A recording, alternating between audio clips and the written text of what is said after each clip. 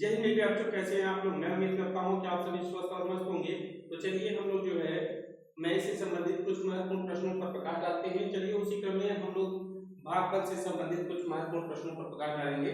भाजकता से संबंधित भाग की एक क्रिया में भागफल 403 भाजक 100 है तथा शेषफल 58 है, तो भाज्य कितना है। तो मेरे बच्चों यहाँ पर आप लोगों को बताना है इन चार ऑप्शन में भाज्य कौन सा है। अब आप लोगों को ये पता होगा हम लोग भाज्य किसे कहते हैं। काफी बच्चों को तो यही नहीं मालूम रहता कि भाज्य हम कहते किसे हैं, है कि नहीं है। कितने को तो यही नहीं पता रहता कि भाज्य है क्या। तो चलिए अब आपको बता दें कि भाज्य निकालने का तरीका, ये आपका यहाँ पर जो होता है ये होता है भाजक, ठीक है, ये होता है भाज्य।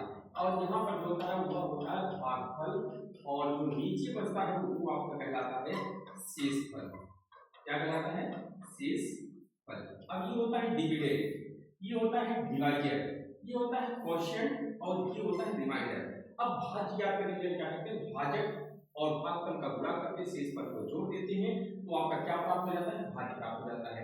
अब यहाँ पर ध्यान दीजिएगा, भागफल कितना दिया हुआ है 403 और भाजक कितना दिया हुआ है 100 और शेषफल कितना दिया है 58। अब आपको क्या करेंगे, 100 को 403 से गुणा कर देंगे तो भैया 40,300 हो गया, ठीक है। और इसी में 58 को जोड़ देंगे तो आपका कितना हो जाएगा 40,358। यहाँ पर आपका सही जवाब क्या है, तो आपका ऑप्शन डी जो है यहाँ पर बिल्कुल राइट आंसर हो जाता है। चलिए अगले क्वेश्चन को देखते हैं। अगला क्वेश्चन क्या कहता है, क्वेश्चन नंबर 2 यहाँ पर हमारा है कि 3,428 में से कौन सी न्यूनतम संख्या घटाने पर प्राप्त संख्या 13 से पूर्णतया विभक्त होती है।